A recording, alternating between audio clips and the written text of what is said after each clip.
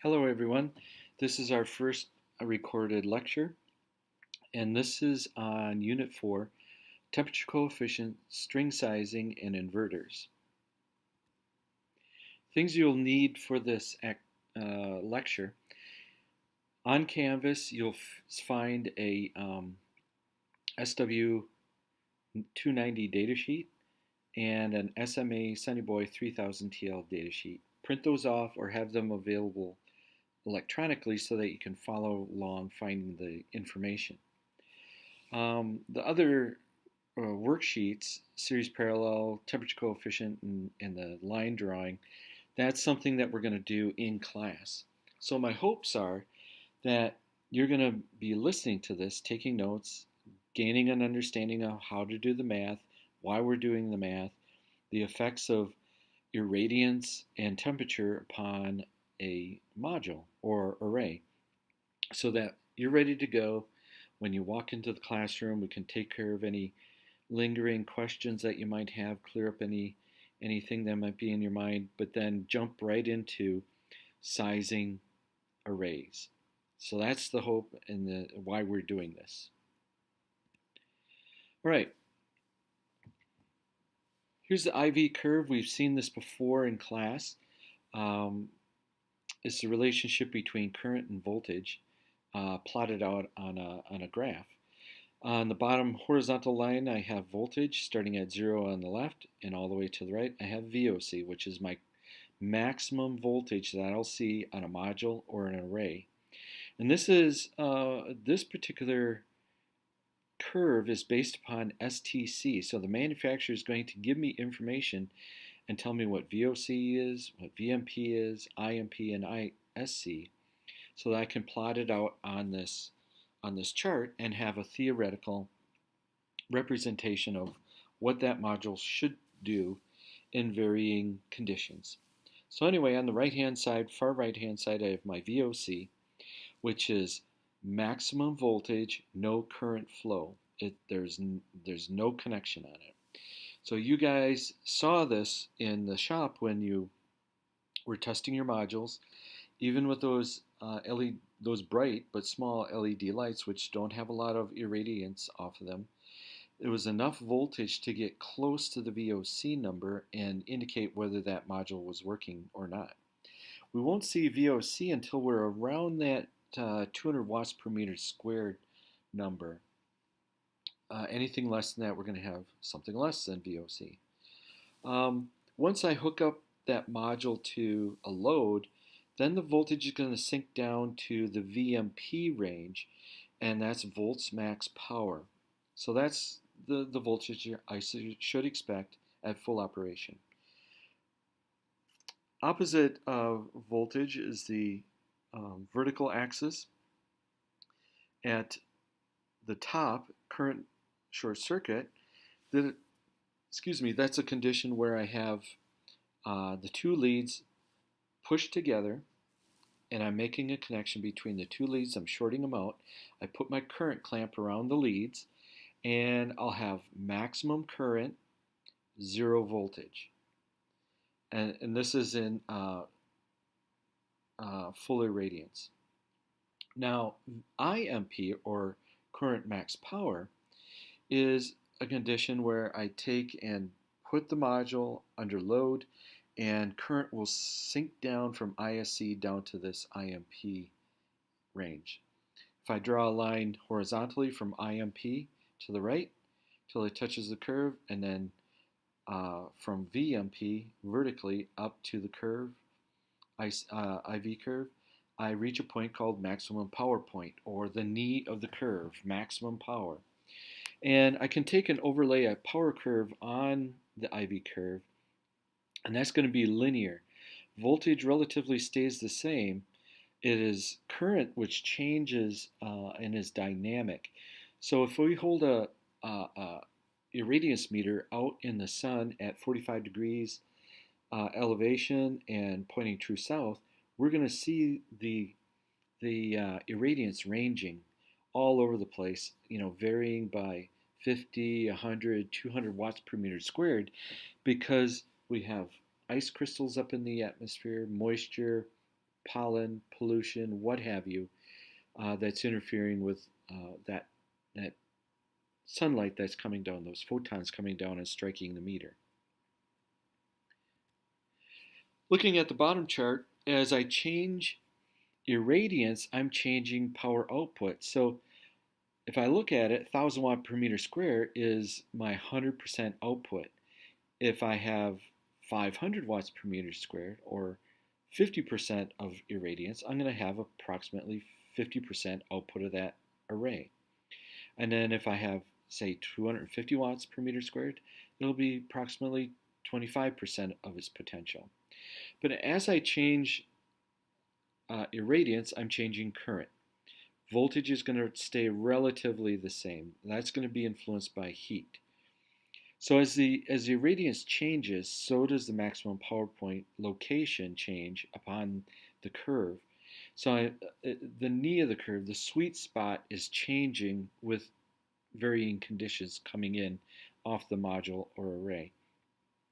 Now back in the old days, like 10 years ago, when these MPP tracking inverters started coming out, they were tracking, or sampling, I'm sorry, they're sampling the inputs of irradiance and voltage like 60 times a second. Today, inverters sample at 1,000 times or more per second, and it's loading and unloading voltage to get current in the sweet spot and putting out maximum output for that given prediction situation. And it's absolutely amazing. So now we have inverters that are operating close to like 98% efficiencies. Other things that will affect the power curve, the IV curve, is temperature. So as I increase temperature, I'm going to lose voltage. As I decrease temperature, I'm going to gain voltage, and it's going to be significant.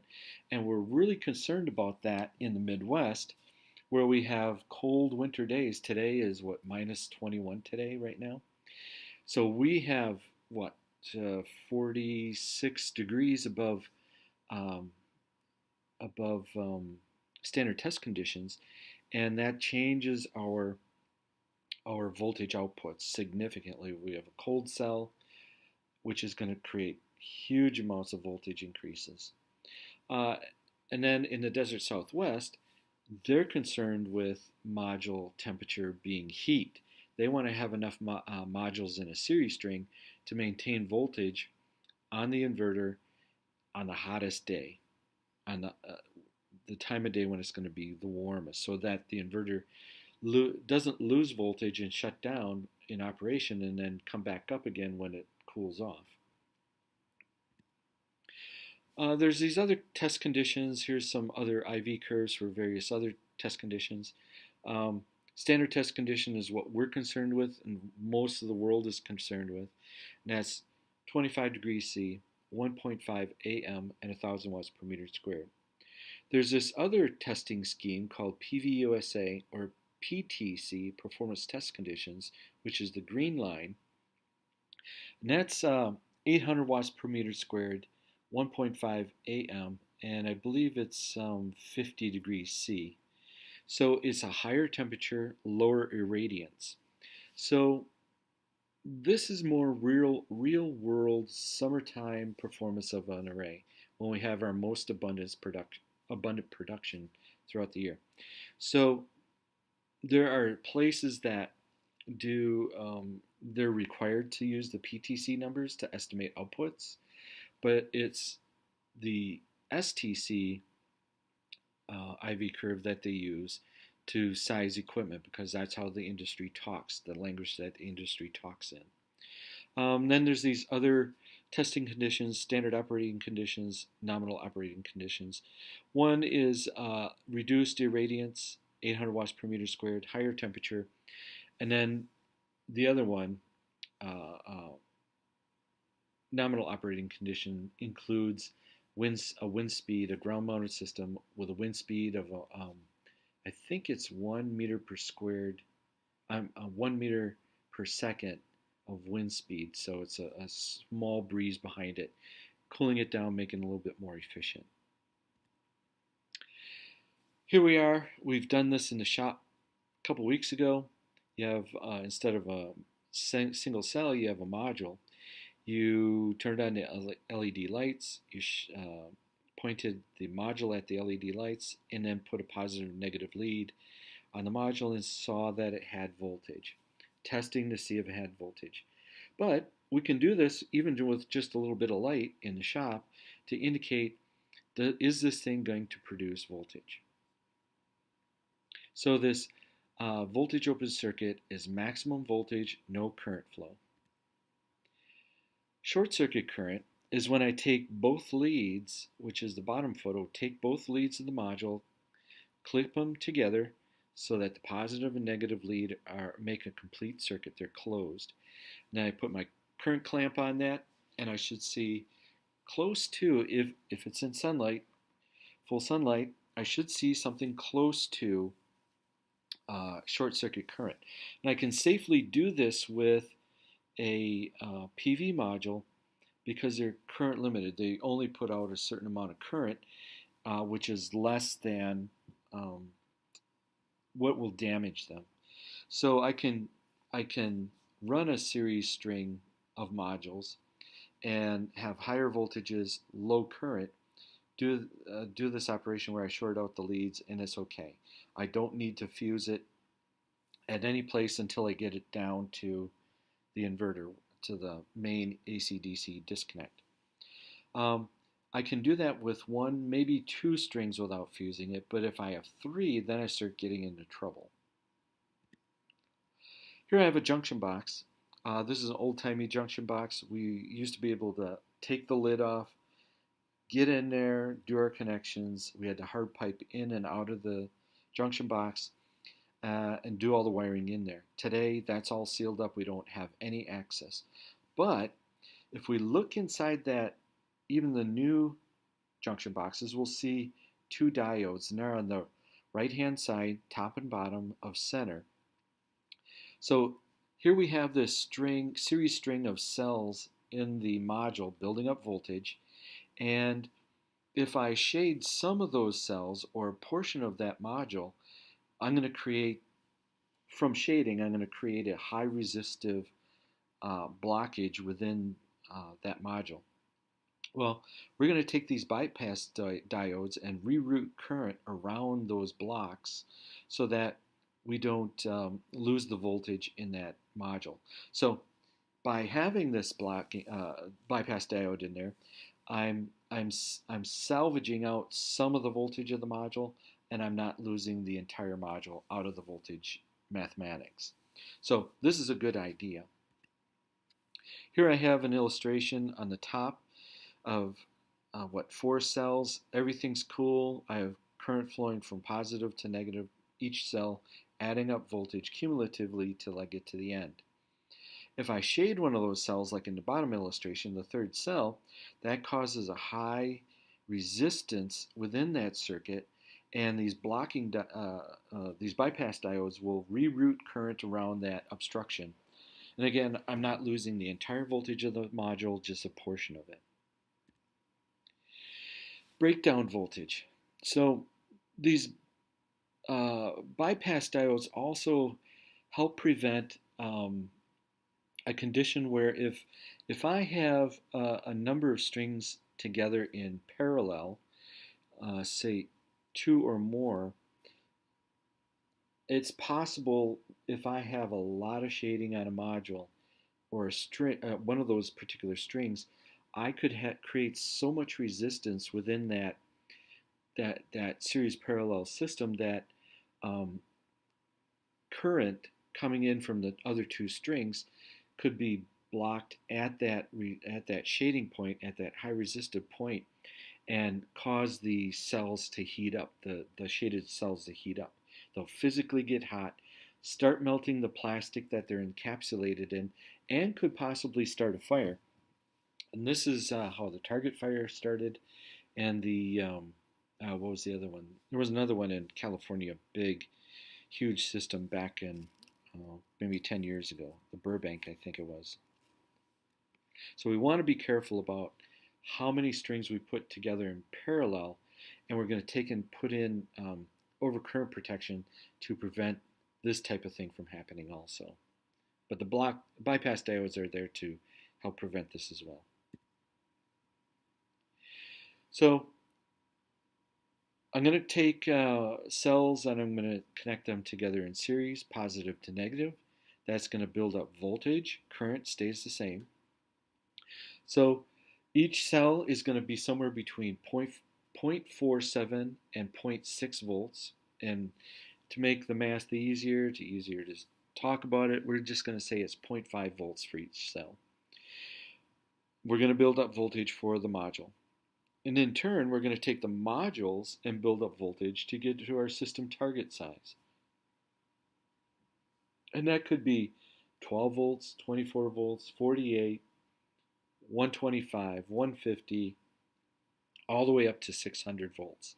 For residential systems, we can go up to 600 volts maximum DC. Commercial systems, we can go up to 1,000 volts DC rooftop.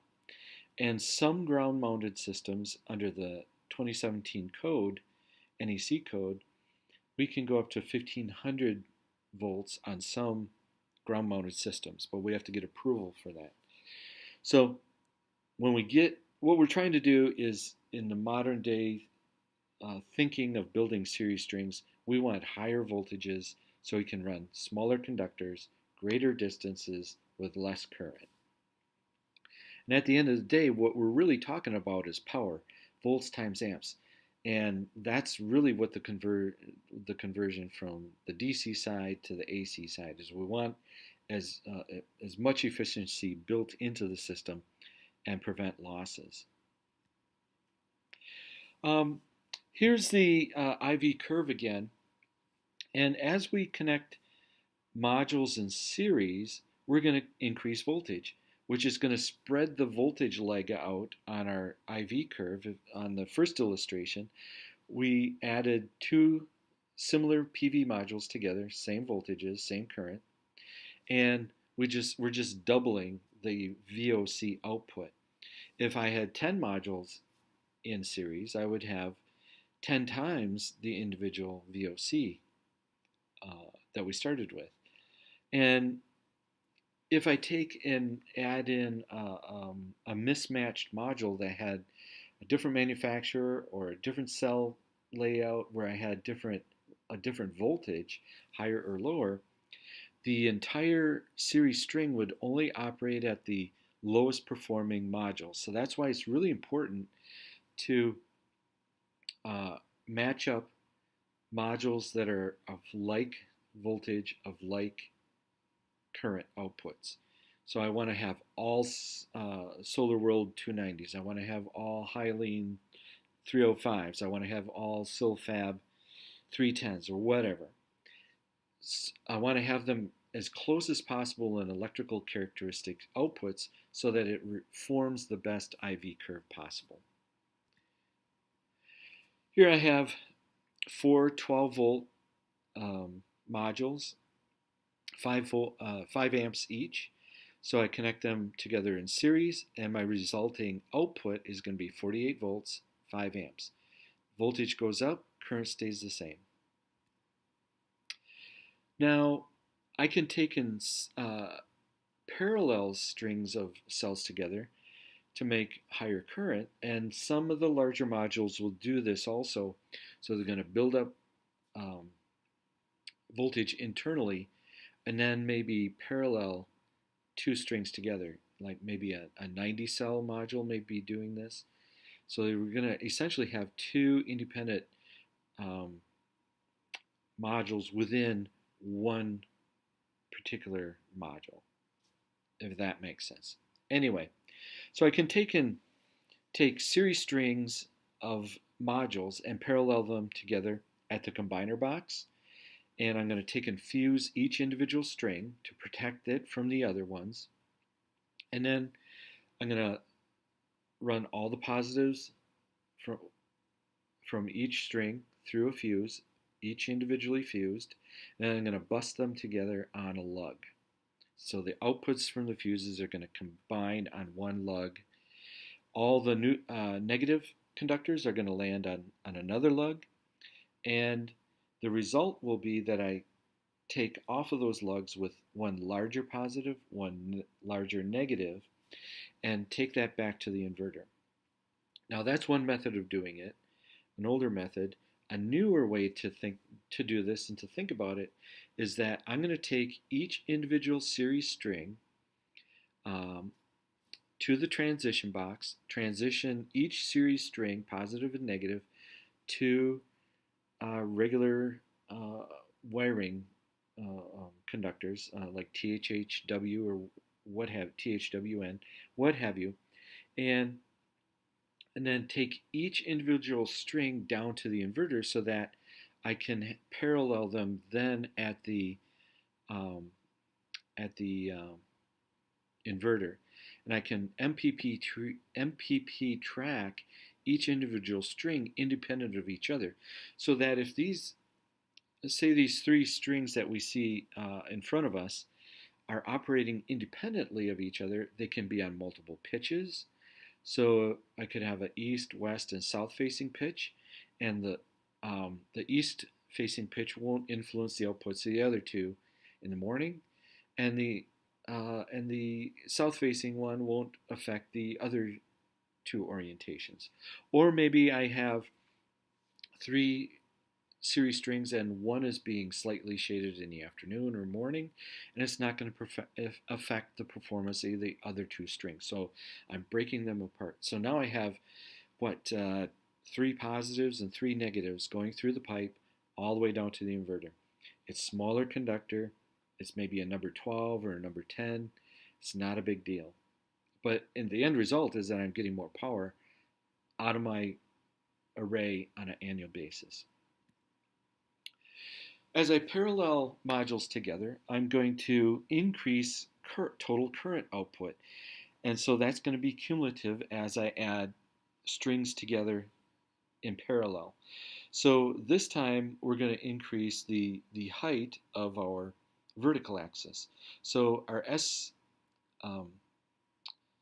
short circuit current is going to be doubling as I add on more strings.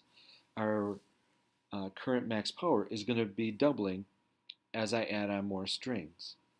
And again, as I add these parallel strings together, I want the parallel strings to be similar electrical characteristics, the same manufacturer, the same electrical characteristics, so I don't get these weird anomalies taking place that mathematically I calculate out what the IV curve should look like, and then it's something distorted because I have low performing modules in these that I've paralleled together.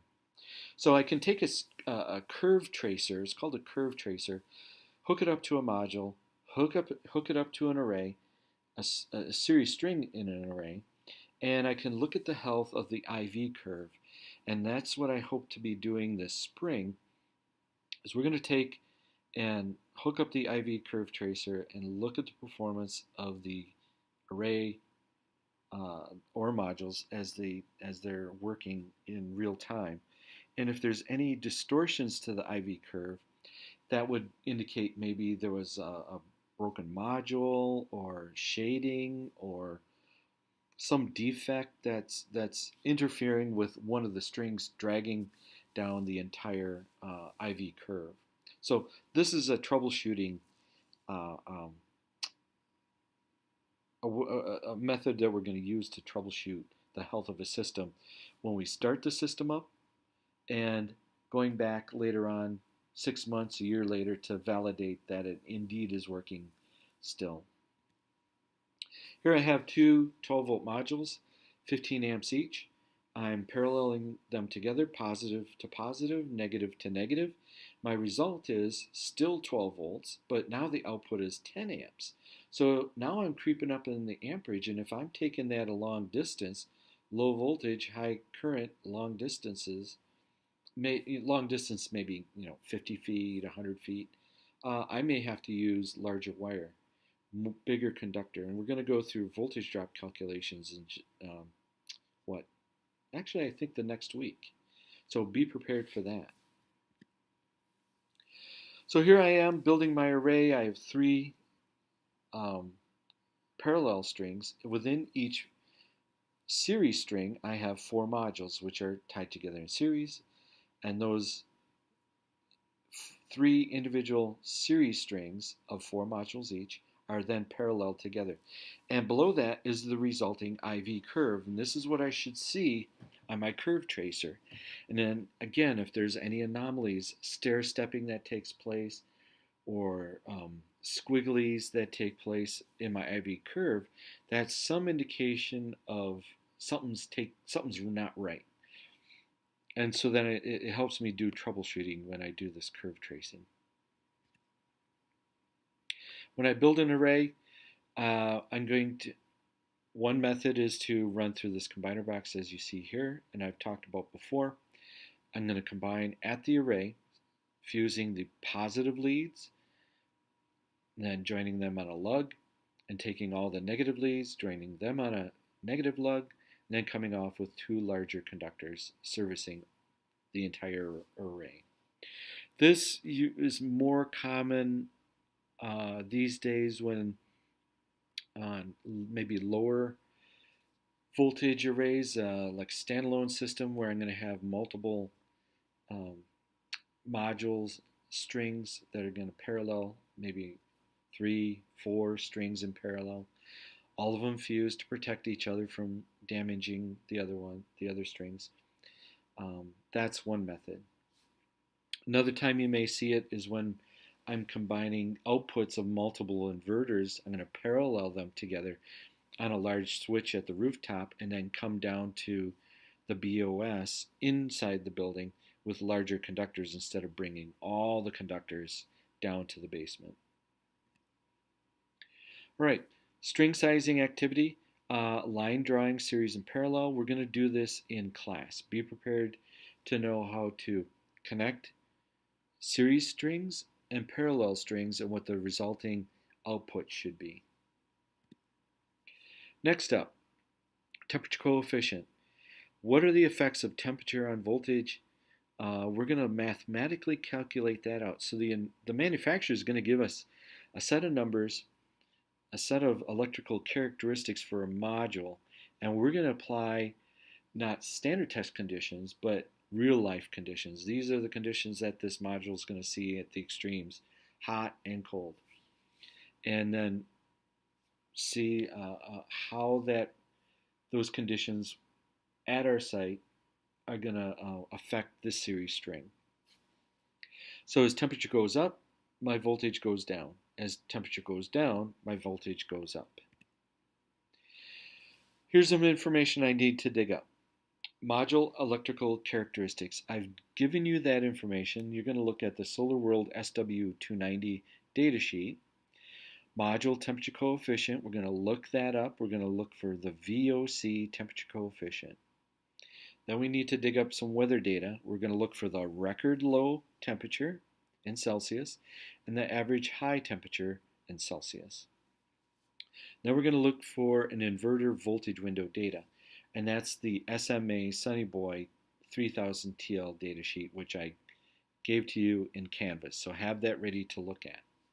Now, there is this other piece of information that if we live in a hot climate, Southern California, Arizona, New Mexico, what have you, Saudi Arabia, we're going to use these other temperature adders to compensate even more for the hot environment. This is something that we don't deal with in the Midwest. Be aware of it, though, that you may see it in national publications where they're talking about hot environments and series string connections. We don't deal with it in the Midwest because we don't have to deal with the heat. Our average hot days in the Midwest are going to be really close to STC. We're not concerned about that. We are concerned about the cold days. Now, in the National Electric Code, Article 690.7 A1 through 3, there's specific requirements on how to run the temperature correction calculations. Now, if you're not familiar with it, the National Electric Code, Article 690, is all about photovoltaic installations. So you might want to familiarize yourself with that article, but we're going to dive into 690.7a 1 through 3.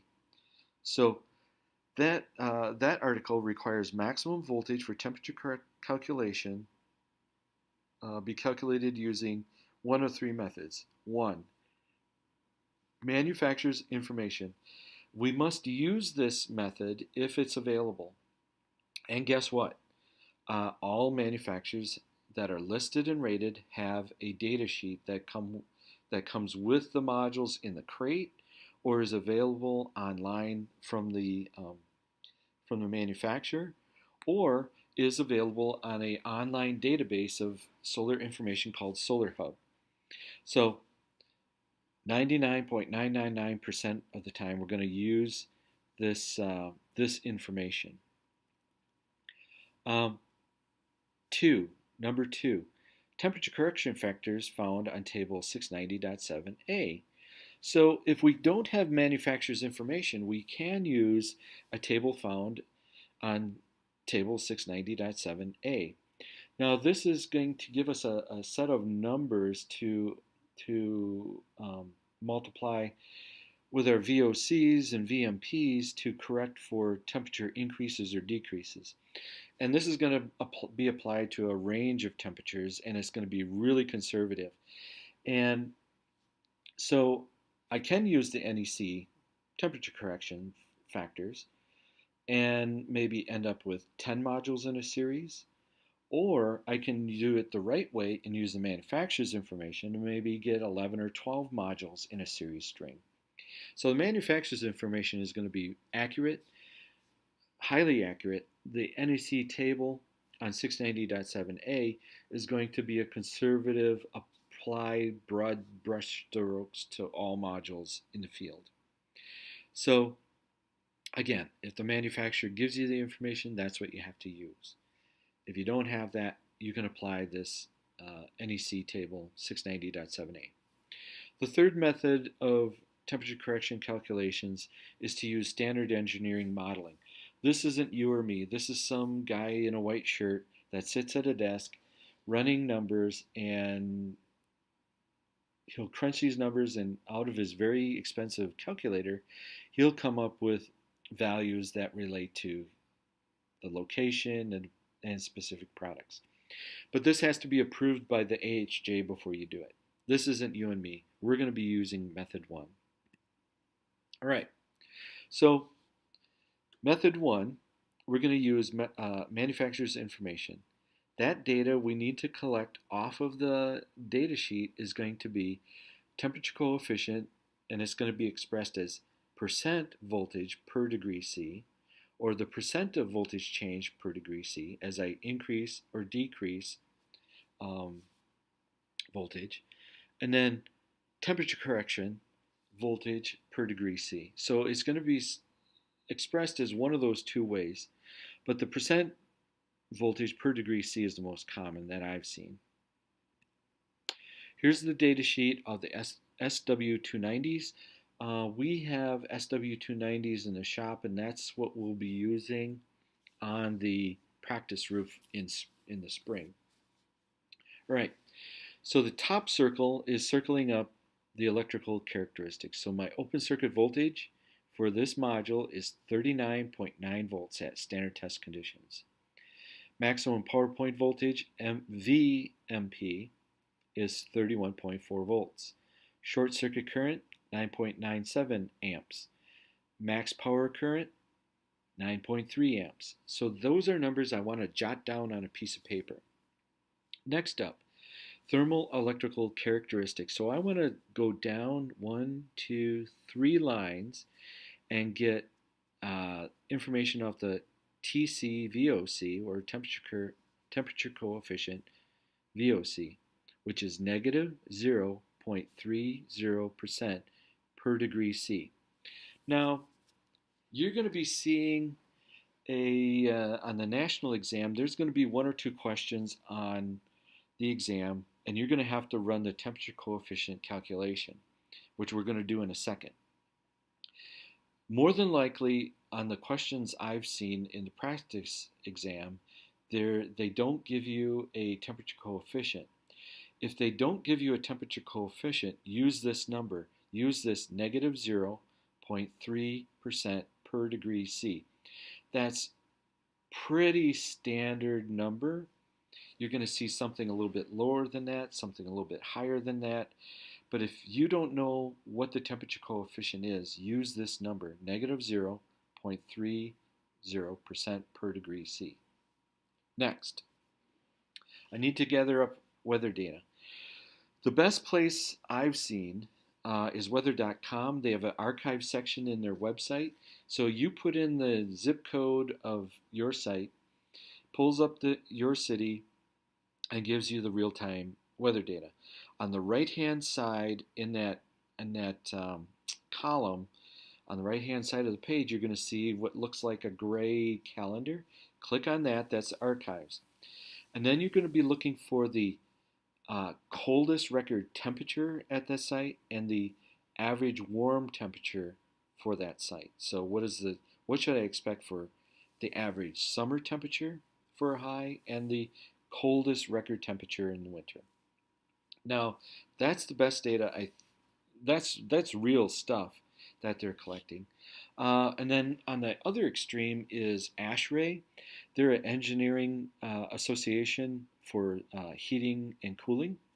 And they have this book called the ASHRAE Red Book. And in that they have like every conceivable larger town and city in the United States, and it has all the temperature regimes of each month, cumulative, all that stuff. That data is out there also. We don't have ASHRAE books on our bookshelves, but we have access to weather.com. Something in between ASHRAE and weather.com is the Solar ABCs.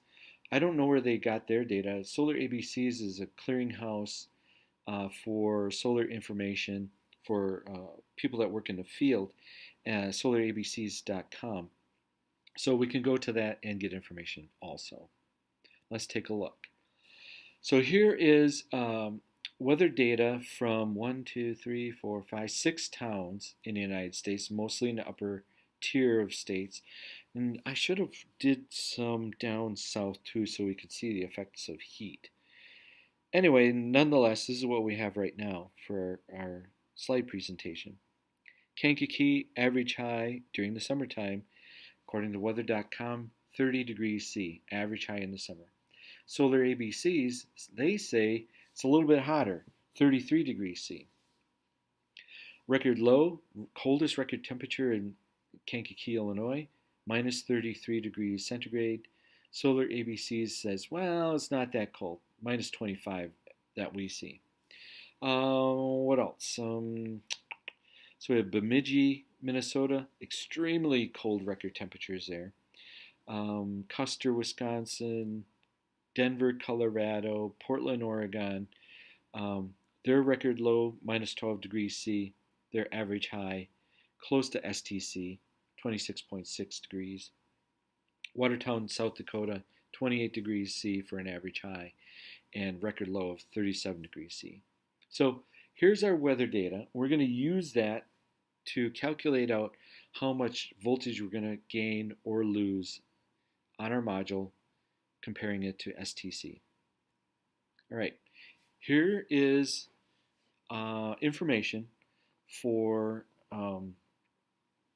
sizing out corrected VOC for a module or an array that's going to be in Watertown, South Dakota. So the first line, calculated temperature coefficient.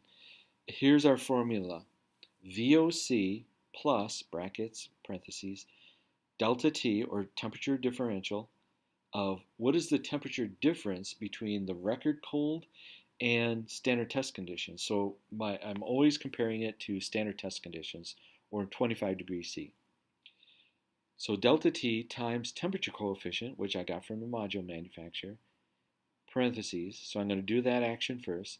Then I'm going to take that answer of delta T times temperature coefficient times the VOC, which is going to give me a decimal equivalent of a percentage, increase or decrease. And then I'm going to add that to VOC. So Below that, I have my location, Watertown, South Dakota, record low minus 37 degrees C, average high 28 degrees C. I'm, I have electrical characteristics of a SolarWorld SW290 module, VOC 39.9 volts at standard test conditions, VMP of 31.4 volts at standard test conditions. My temperature coefficient for this module is negative 0.30% per degree C. Now when I do my math, I can't use this negative 0.30% per degree C. I have to use the decimal equivalent of that. So I'm going to move the decimal point 2 times to the left. So I'm going to be using not negative 0.3%, but indeed negative 0.003 as the number. All right, and then below that I have my delta T. I've already calculated that out for you. I'm going to take negative 37 minus 25 degrees C, and I get a total of negative 62 degrees C, or the temperature difference between standard test conditions and the coldest day in Watertown, South Dakota. All right, so why am I doing this? I'm doing this because I want to build a series string that is the maximum size possible, but yet will be under 600 volts DC. What I'm concerned about is having a cold day like this morning when it was minus 21 degrees here. I want to have information and calculate for the coldest day and at daybreak. So at daybreak, at 9 o'clock in the morning, when I have irradiance on the module. It's cold cells. For 5 minutes, as I build up voltage for 5 minutes, the inverter is looking for a particular voltage from the utility and a certain frequency. And after a 5-minute checkout of the utility, it'll link our array to the inverter. But before that time, before that linkage takes place, my inverter is going to see VOC, and I want that VOC to land under 600 volts. If I am above 600 volts, I have potential of smoking the bus bar on the inverter. So the inverter manufacturer knows what a overvoltage bus bar looks like when you send it in for warranty work. So we want to get as close as possible to that 600 volts, but stay under it for the coldest day possible. Okay. So here I have my formula. I entered my numbers into the formula. 39.9 VOC plus bracket parenthesis my delta T negative 62 times the decimal equivalent of my temperature coefficient negative 0.0030 parenthesis times my VOC once more 39.9. So my first order of operation, I'm going to take my negative 62 times negative 0.003. I'm multiplying two negatives together. The result is a positive number, and my new number is 0.186, or this is the decimal equivalent of 18.6% voltage increase. So if I put this module in a 62 degree colder environment than STC, I should expect to see close to 19% more voltage than at STC. That's why we're doing this. So now I take that decimal equivalent of 18.6% and multiply it by my VOC. So positive 0.186 times 39.9 VOC equals 7.42 volt increase of voltage. I'm going to take that number and add it to my VOC. VOC of 39.9 plus 7.42 volts equals 47.32 volts open circuit temperature corrected. Now that's per module. So I went from 39.9 to now 47.32 volts. Next, I'm going to calculate out what the module is going to be performing at on the average warm day. Now, I'm going to have a lot of modules in series but it's going to land under that 600 volts. But I just want to see where that voltage is going to land so I can compare it to my voltage window for the inverter later on down the road when in this presentation we'll see that where it's applied. But remember, now this is ambient temperature. This isn't cell temperature. I just want to ballpark it. Where is it going to land on the MPPT window?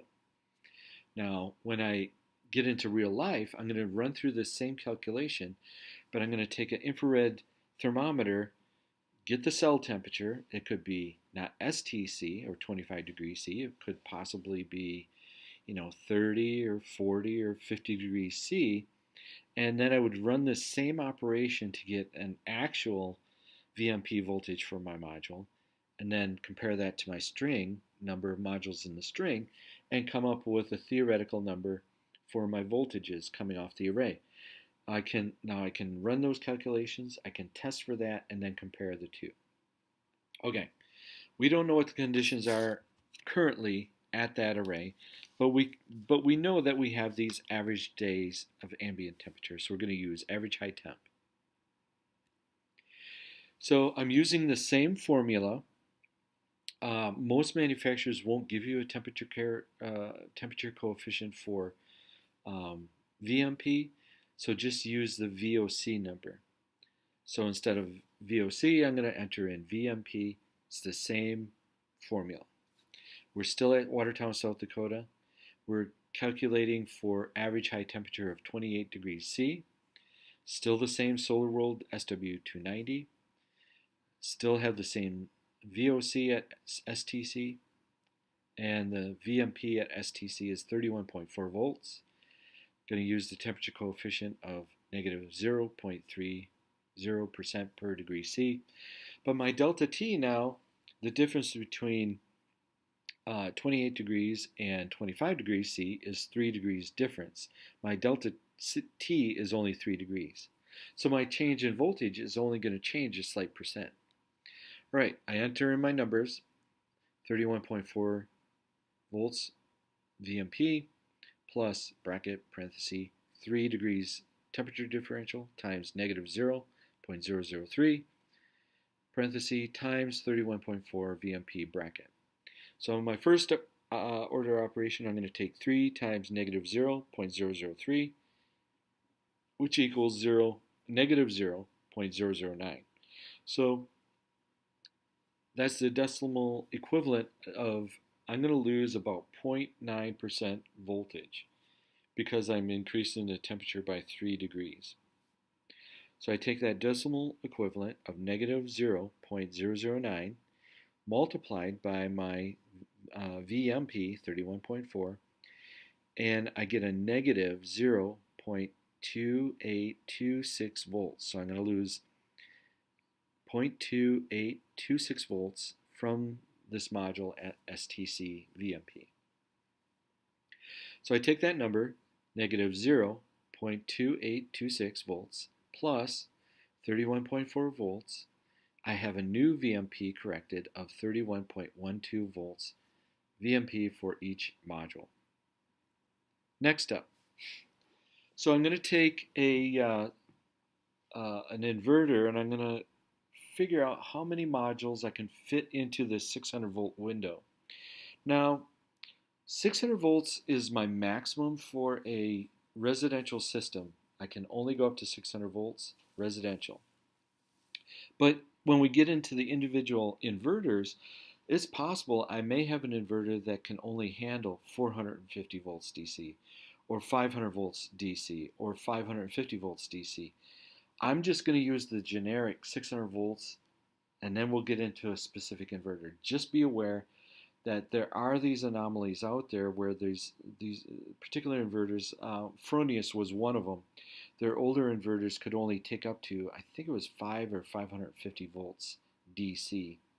So when you're working on a system, a legacy system, an older system, look at the plate. What is the plate telling you? What is the max voltage? it might be 450 volts. So that that's going to be something that's going to indicate the maximum size of our series strings. Okay, that aside, here I have my generic maximum DC voltage of 600 volts. I have a temperature corrected VOC of 47.32 volts for a individual module, and that's corrected for cold temps, and that same module corrected for warm temps of 31.12 volts VMP.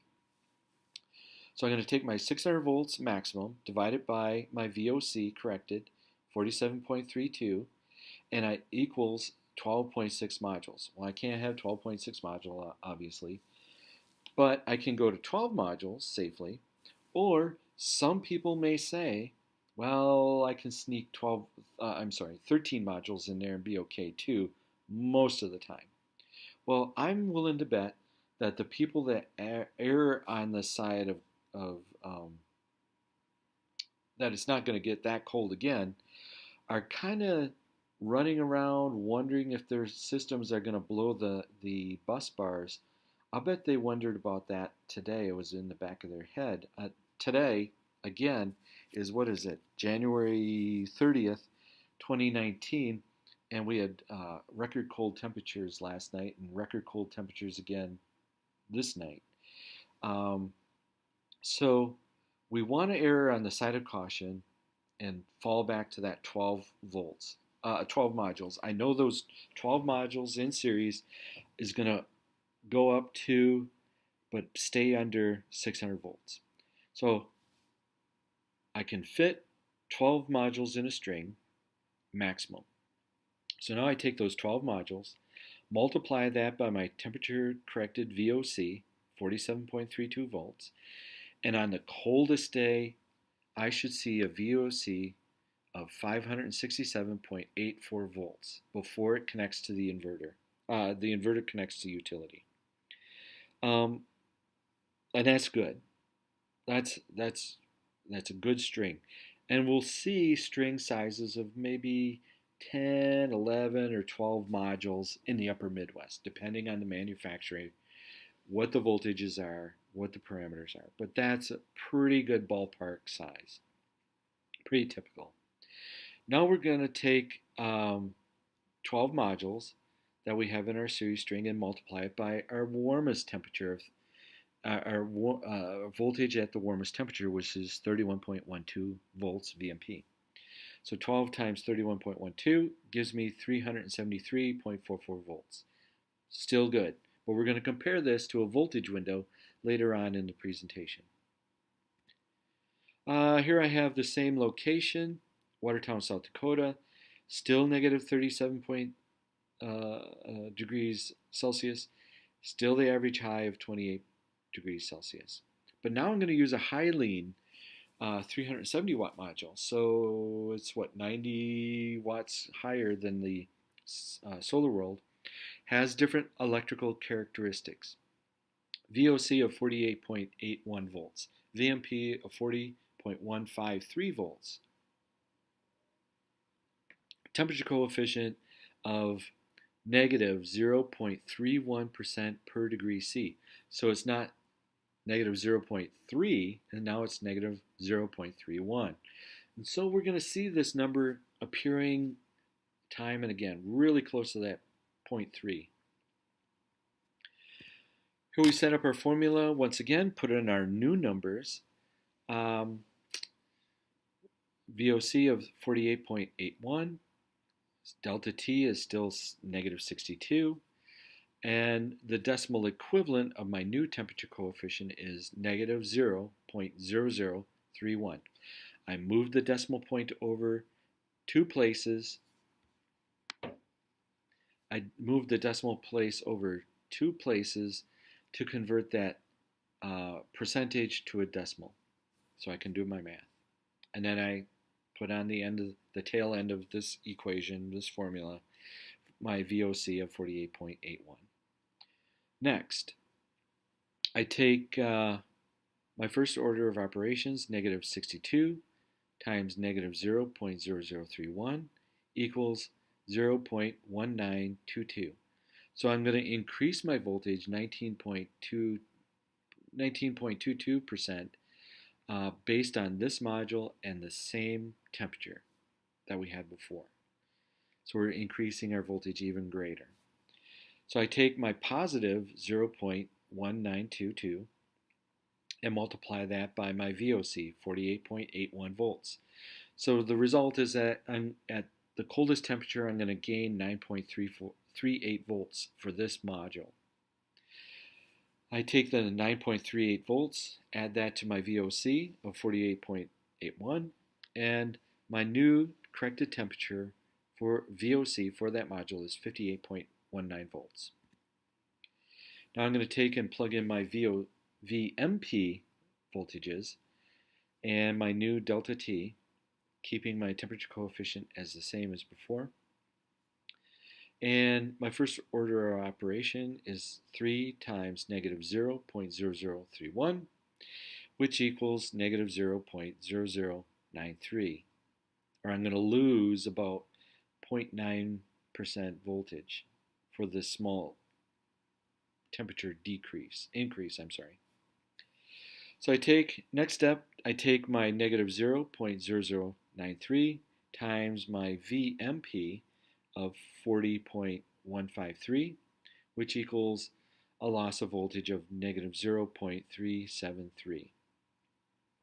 So I take my negative voltage, my voltage loss of negative 0.373 plus positive 40.153 volts.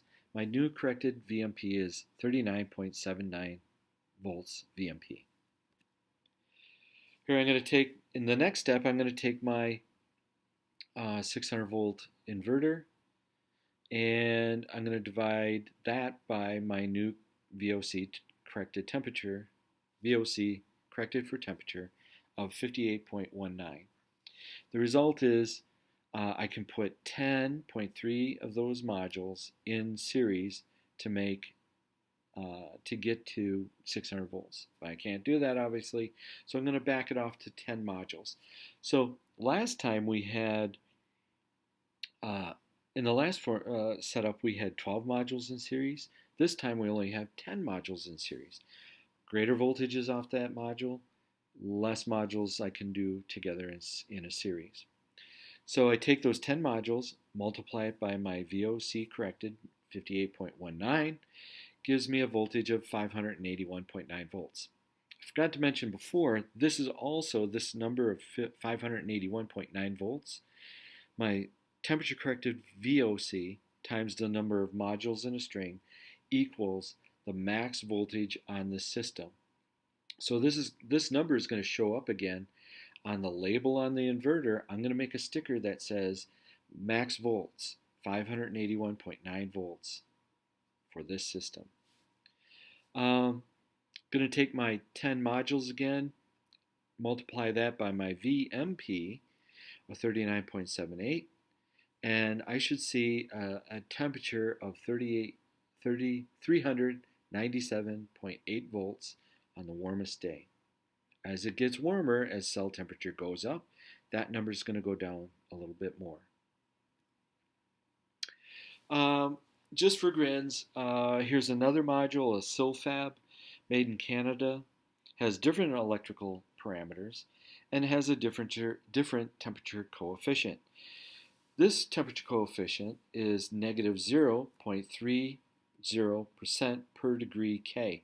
Whoa! What does that mean? Well, that means that they're doing their temperature coefficient in increments of degree Kelvin.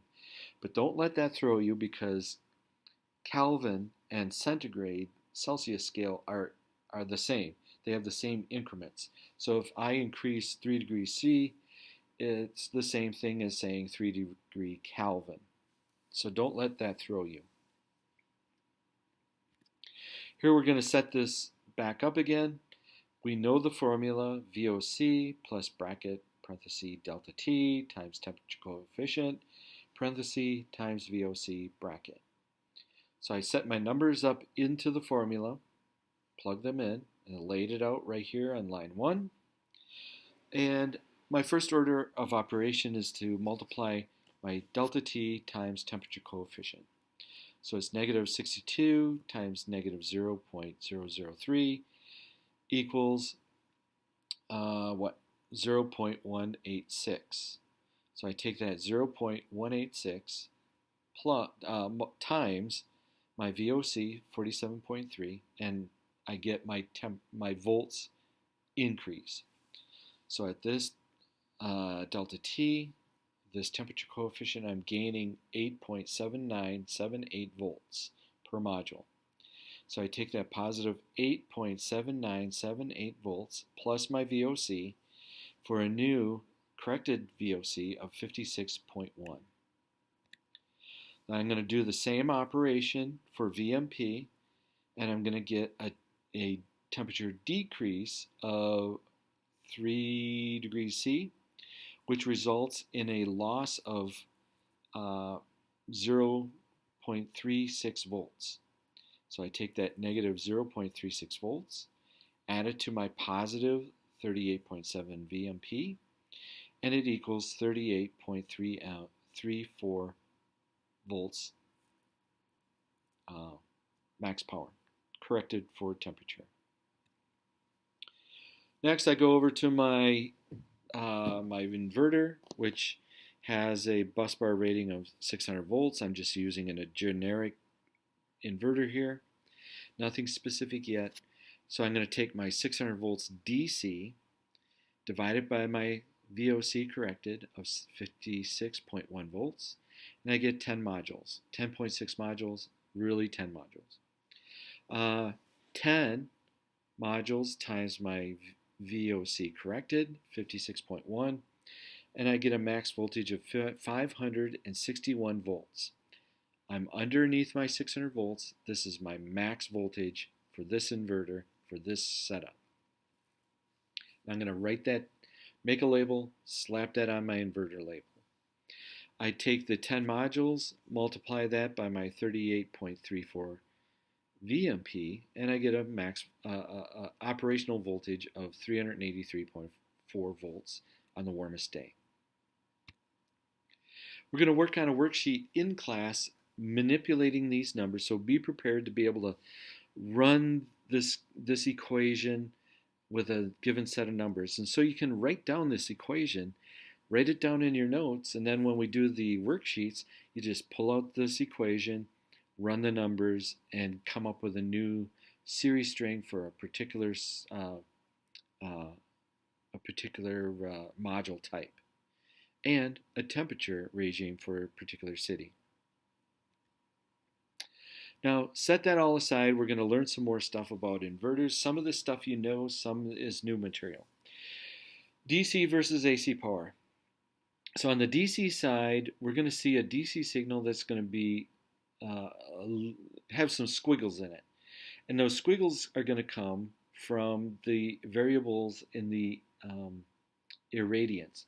Now it would be represented by something that you would see on that blue line, the uppermost top line. So it's going to be not a straight line, but a little squiggly. And we're going to convert that to some sort of AC signal, whether it be a pure sine wave or a square wave or a modified square wave. Now on the AC side, we can see more than likely a sine wave output of an inverter, because 99.9% of the stuff we work on is going to be grid tied, and if we grid tie, we have to have a sine wave. If we're off-grid or cheaper quality off-grid inverter is may put out a modified sine wave or a square wave. We need to know what the output is going to be though. We can have three-phase outputs if we're in a commercial application or a utility application. We're going to have three-phase power outputs, and we have to match the voltage and the waveform on the three-phase outputs. This is a sampling of some residential inverters. These are a little bit older ones. Sunny Boy, Trace, Fronius, and then Sunvista, which I'm not familiar with. Oh, I guess it's Sharps. But we'll see these same inverters out in the field today. We go to a site that's been in existence for 5, 10, 15 years. We're going to see these on site. So we need to know how to deal with them once we get there. Other things we'll see are the Enphase microinverters, or Siemens makes microinverters, ABB, Power One. We'll see these in operation up on rooftops. But be aware that there's also AC modules out there. Helios made a AC module. Instead of having a microinverter for each module, this is a microinverter that's physically attached to the module, so they come as one piece. So we only have AC output off the module. Panasonic is coming out with one, or has come out with an AC module configuration. These aren't very popular. The Germans had those back in the old days, back in the late 90s, and for whatever reason they never really took off, and I don't know why that was, whether it was efficiencies or what have you. But my concern is what happens when the inverter craps out, the microinverter craps out that's glued to the back of the AC of the module. Do I have to replace the entire module, or can I change out the guts of the inverter? The one that I'm familiar with, the Helios one, that was physically attached to the module. And my assumption is that I would have to send that back to the manufacturer. They would fix it and send it back. Other manufacturers of these microinverters are Power One, ABB, Siemens. There was PowerBridge or something like that out there, and another one too, which I've not seen. But Enphase being probably the largest manufacturer out there. The modified sine waves is we're taking this DC voltage and trying to mimic a AC waveform. So we're going to build up voltage to mimic that magnet rotating past a stationary copper coil. And as that magnet approaches that copper coil, we're building up voltage in one direction. And then as it passes that copper coil, the voltage is collapsing, reaching a 0 point, and then a magnet of the opposite pole is now passing by that copper coil, building up voltage in an opposite direction, building it up to the maximum. And then as the magnet passes by, the voltage collapses. So what we're trying to do with the DC signal is to mimic that rotational magnet over a copper coil. So we're going to do that by turning on and turning off voltage and current for different durations, turning it on different durations, and turning it off at different durations, building it up to a certain voltage, collapsing it at a certain time. So we're trying to mimic this waveform, but the modified sine wave is going to be choppy. It's going to be less steps in this process. To mimic a AC sine wave, we're going to do extremely high switching on and off of voltage and current, and varying the time that it's on and off to make many steps to mimic the sine wave. The end result is that the pulse width modulation, this high-speed switching, is going to form a waveform, a sine waveform that is nearly pure in its shape, and in many times is going to be cleaner than the waveform coming off the utility. Here's an inverter nameplate. All inverters have these, and we can gather information off this. We can go get the data sheet from the manufacturer or from SolarHub. So this is an Fronius IG model 2000. So it's a 2000 watt inverter. The next chart down gives us AC operating voltage range of 212 to 264 volts on the utility side. So it needs to see a utility signal of between this 212 and 264 volts. If it's 210 volts, the inverter won't operate. If it's 270 volts, the inverter won't operate. Next line, it needs to see an AC signal off the utility of somewhere between 59.3 and 60.5 hertz. If it sees something lower or higher than that, it won't work. AC maximum output current of 8.35 amps, maximum AC output fault current of 35.2 amps, maximum output overcurrent protection of 20 amps. So it wants to see, this manufacturer wants to see its inverter protected by a 2-pole 20 amp breaker.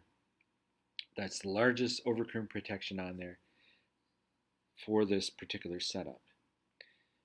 AC maximum continuous power output of 2000 watts.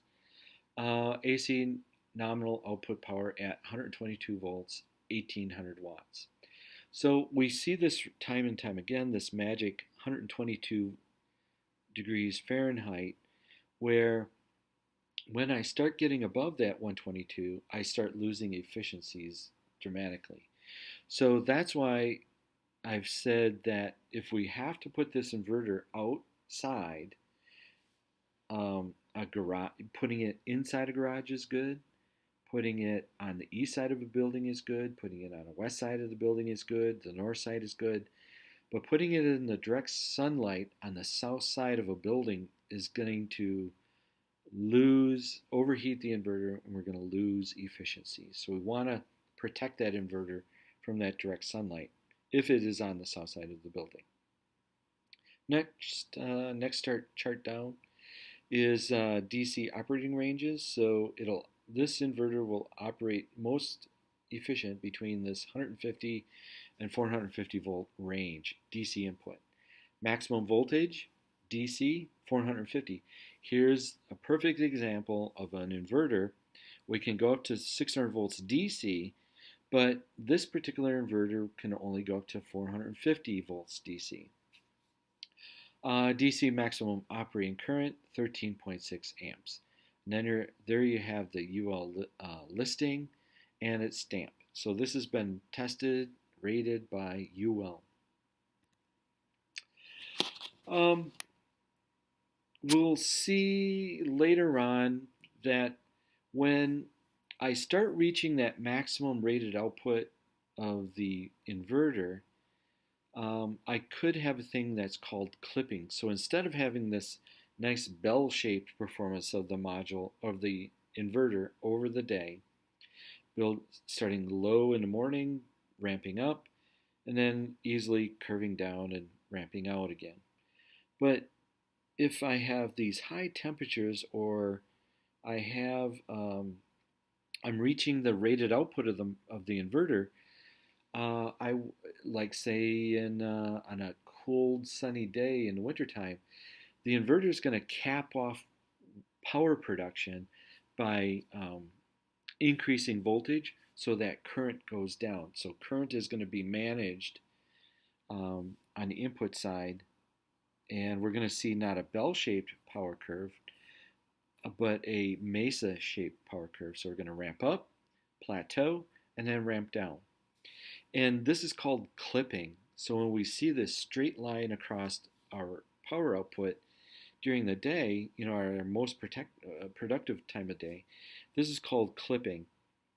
And it's common practice these days to slightly oversize the array for the inverter so that we have broader production on the morning side and the afternoon side of the curve, but then plateau on the short period of time during the midday. That's pretty common these days. So the overall net power production for the inverter during the day is greater. We have greater energy output. Here we're looking at the IV curve, and this is on the DC input side now. This inverter is going to want to see a range of voltages to fit within the MPPT ranges. Now we're going to have an operating range of the lowest minimum voltage and the maximum highest voltage. Now, this MPPT ranges, as temperatures increase, I'm going to lose voltage, and or the inverter is going to manipulate voltage to bring current up or down so that it fits on the knee of the curve or the sweet spot on the IV curve best for the given conditions of temperature, voltage, and irradiance current. So it's easiest to transform, it's easier, more efficient to transform this DC signal if it's closest to the AC output signal. So if I'm trying to invert to 240 volts AC, I want to see a DC signal that's pretty darn close to that 240 volts DC. So the closer it is or higher, the better the conversion factors, the better my efficiencies. As power output increases, my efficiencies tend to decrease. But now with the advent of MPPT tracking, that's going to be better and better, closer to that 95, 96, 97, 98% efficiencies. And it does it by manipulating the voltage to increase or decrease current, but maintaining max power output. Other things on inverters, other features, I'm going to have overcurrent protection or some method to isolate the input and output of the AC and DC signal so that I can safely work on the inverter. Now this is an integrated switch on a Fronius inverter. Fronius being an Austrian product, they have a manufacturing facility right down the road in Indiana, so you'll see a lot of Fronius inverters in the Midwest. This is an older model of the Fronius. This has a separate AC disconnect, a separate DC disconnect mounted right on the inverter. Prior to that, I would have to build my own AC and DC disconnects. From the supply house, I would have the left-hand one going into the Sunny Boy is a DC rated disconnect. So that's coming into the inverter and then leaving the inverter on the right-hand side goes up to the customer-owned utility meter, which clocks out up production and is before the utility meter. So I'm coming off the right-hand side of the Sunny Boy into a meter into an AC rated disconnect. Today, the manufacturer, SMA Sunny Boy, has a new configuration. On the right-hand side, that right-hand inverter red cover, and then an integrated AC-DC switch in that little box, gray box, beneath the red inverter. So now I'm going to run DC conductors in, AC conductors out. I turn that switch and it simultaneously shuts off or turns on the AC and DC signals simultaneously. That is common. You see that all the time on modern day inverters. So when looking at the inverter, selecting out the inverter, I'm going to, number one, select an inverter that has a power rating near to my array power output. So if I have 5,100 watts of array, I want to select out an inverter that's close to that, like a 5,000 watt inverter. If I have 3,480 watts at my array, I want to select out an inverter that might be 3,500 or 4,000 watts capable. Next, I'm going to look at the DC input side. What is the max voltage? What is the MPPT window? Will my series string fit within that window? What is the minimum voltage? What is the startup voltage? What is the out inverter power? On the AC side, What is the maximum current? What is the continuous current? What is the maximum minimum voltage? What kind of voltage am I connecting to? Is it 240 volts AC? Is it 208, 480? What is the voltage coming in? And then what is the frequency? Here is the data cut sheet that you should be looking at in your pause that you pulled off of Canvas. This is the SMA Sunny Boy 3000 TL inverter. So this inverter, German manufacturer, is a 3000 watt power output. TL, so it's transformerless, and it's made for US applications. The voltages that it can accept, the voltages that this inverter is made for is 208 commercial applications or 240 volt AC. Next line down. Max usable DC power, 3200 watts. So this 3000 watt inverter can take more than 3000 watts. The max DC voltage, 600 volts on the bus. Rated MPP voltage range of 175 to 480 volt DC input. Maximum operating range of the inputs on the DC side, minimum 125 volts, maximum 500 volts ideally. Minimum DC voltage, 125 volts, but the startup voltage is 150 volts. Why is that? Well, early in the morning, when the array has come up to 125 volts, it starts up the clock, starts the countdown of engaging with the utility. But what if a cloud passes over and I drop below that 125? I drop down to 120 volts. Well, then the countdown process stops until the cloud passes. Cloud passes, I get up to 130 volts. Countdown clock starts again, and another cloud passes over. So the countdown stops. So what happens is that the inverter doesn't want to spend its morning starting and stopping, engaging, disengaging from the utility. So they purposely have a higher startup voltage, 150, so that when the sunlight quality is up, will build up to 150 volts DC. The countdown clock starts, waits 500 minutes, or 5 minutes, 300 seconds, counting down, looking at the utility, and after the time has expired, the 5 minutes or 300 seconds, it re-engages. It'll engage with the utility. But if a cloud goes over and I drop down to 125 volts, 126 volts, it doesn't disengage from the utility and start this process over again. So that's a waste of time, waste of energy, and production. So the inverter won't engage with the utility until it sees 150 volts steady, and will not drop out from the utility as long as it stays above 125 volts. Maximum operating current, 18 amps, and then 15 amps per string. And it doesn't tell us how many strings or how many inputs of series strings I have on this inverter, but my hunch is that it's going to be one input. But I can have multiple inputs, 2, 3, 4 inputs on the same inverter.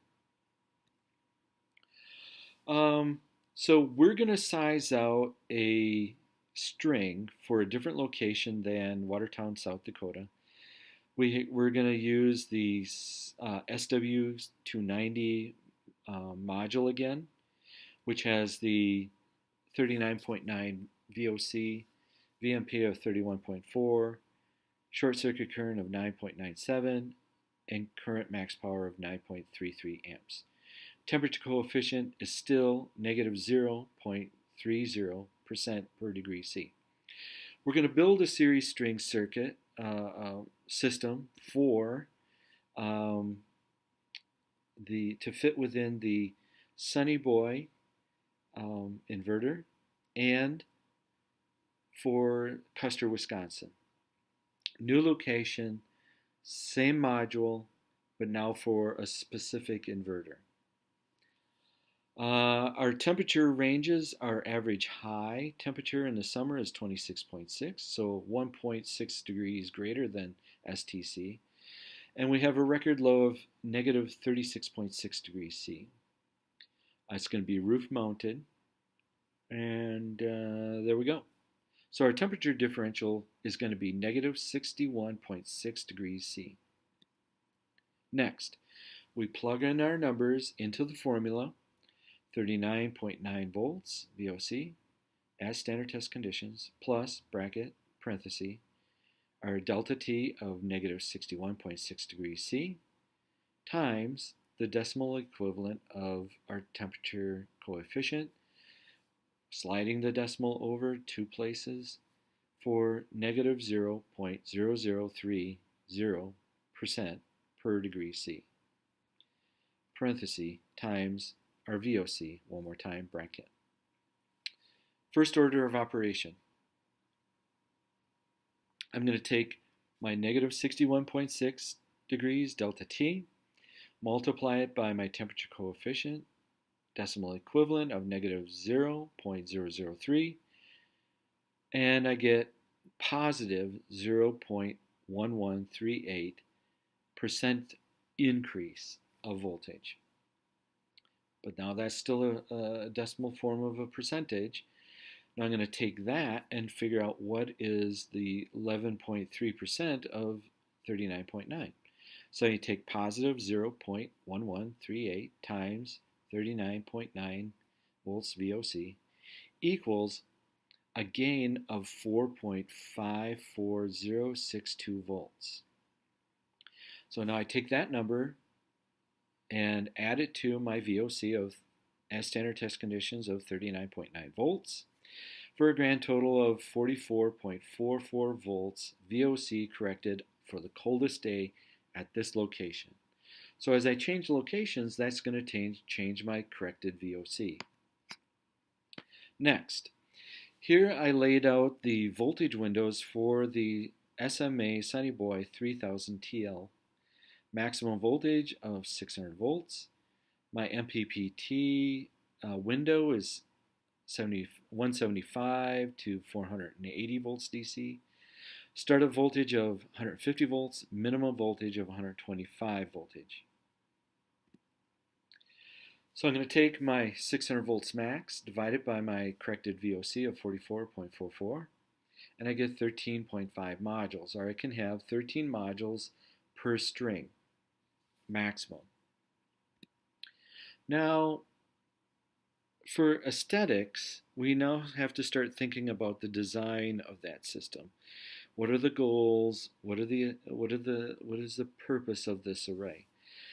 So now, if I have a rooftop that can accommodate 13 modules, maybe it won't be as wide as I need, but it is as tall as I need, and I can fit 13 modules. That means I can have maybe 7 modules on the bottom row, 6 on the top.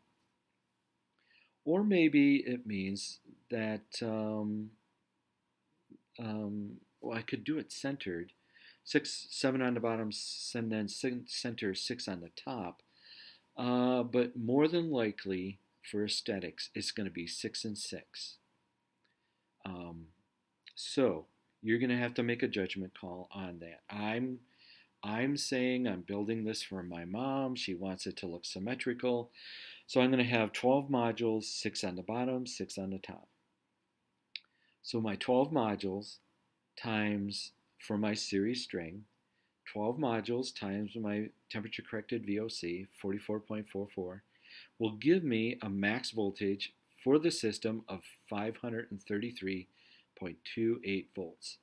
If you want to do 13 modules, that's totally fine. That will certainly fit within the string size, but that's up to you. I'm doing the lecture. I say 12 modules. 12 modules, max voltage, 533.28 volts. That still fits within our window. We're under our 600 volts DC. Next, we're going to calculate the temperature coefficient and correct for VMP voltage on the warmest day. Average high temp, 26.6. Delta T would be 1.6 degrees C. VMP of 31.4. Temperature coefficient, negative 0.30% per degree C. Enter our numbers into the formula. You should already have this under your belt. First order of operation, multiply delta T times temperature coefficient. 1.6 times negative 0.003 gives me a change of negative 0.0048. I did a positive times a negative, and I get a negative answer. So I take that negative answer of negative 0.0048 times my VMP of 31.4 volts, which gives me a voltage change of negative 0.151 volts. So I take that number and add it to my positive 31.4 plus negative 0.151, and now I have a new decreased module voltage because I'm increasing temperature, I decrease voltage of 31.25 VMP per module. I'm running 12 modules in my series strings, so I take 12 times my new corrected VMP right here of 31.25, and I get VMP on the warmest day of 312.5 volts. Now, that's at 26.6 degrees, right? To figure out VMP at a particular temperature, cell temperature, I have to get cell temperature and run through these numbers once again.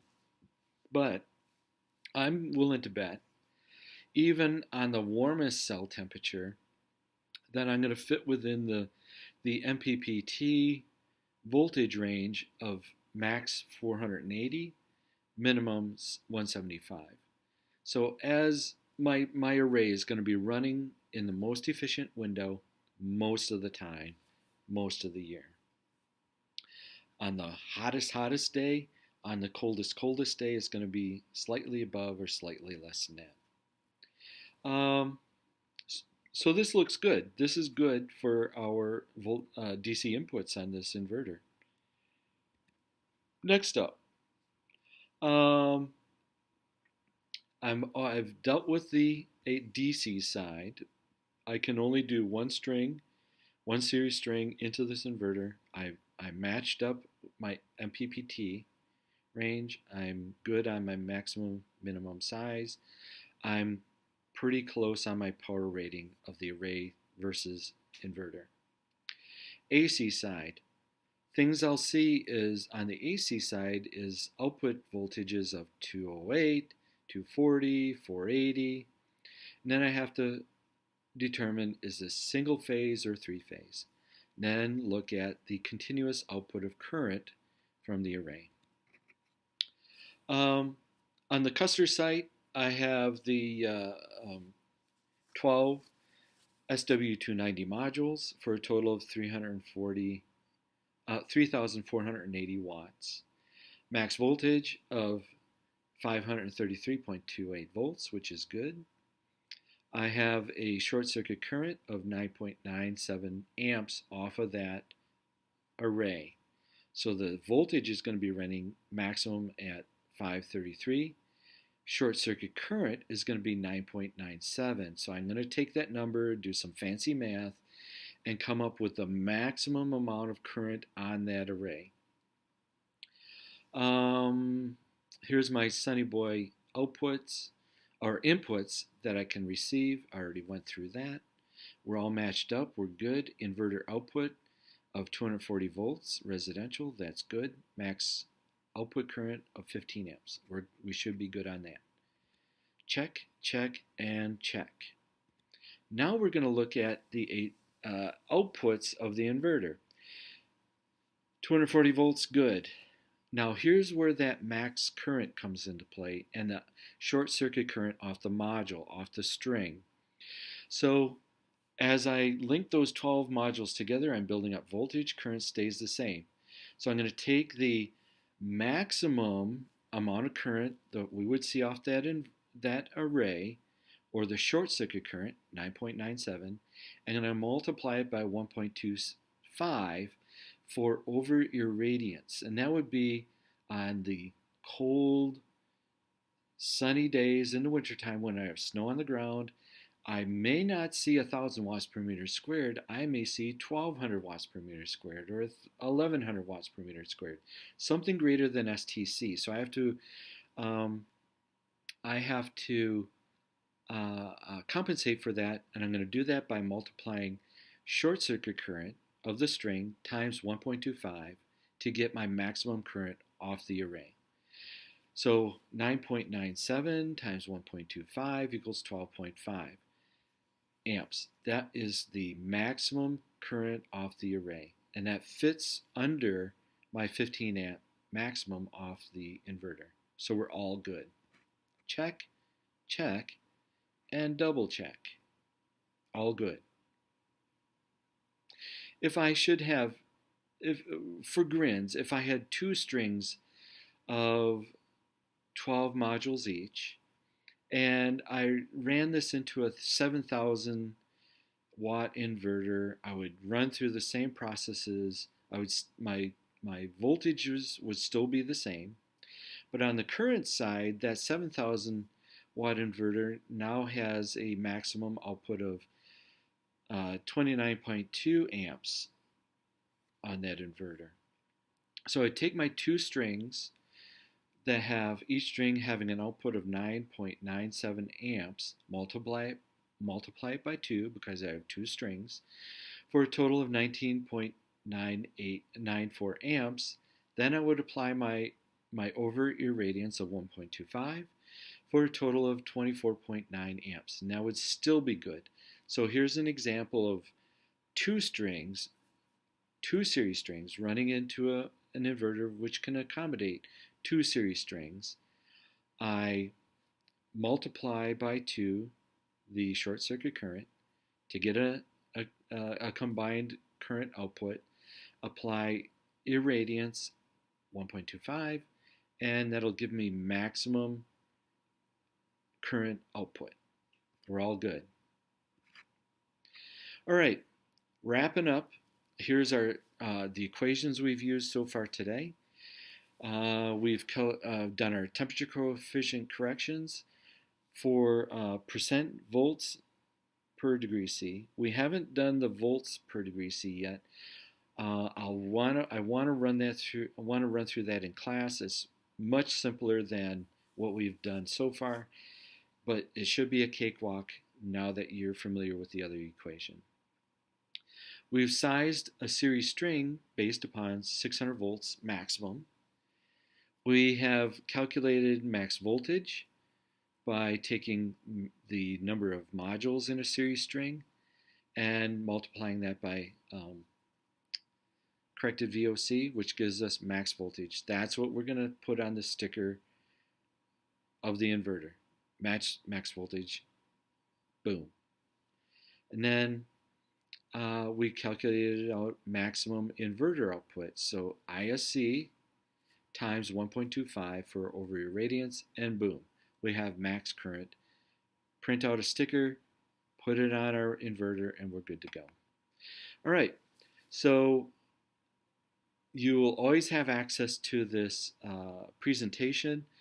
If there's something that you're unfamiliar with or you can't remember, go back to the presentation and feel free to look at that again or listen to this multiple times. But the expectation is that you come to class being prepared, ready to run these numbers, and that you have some familiarity with the concepts. All right, well, we'll see you in class, and good day.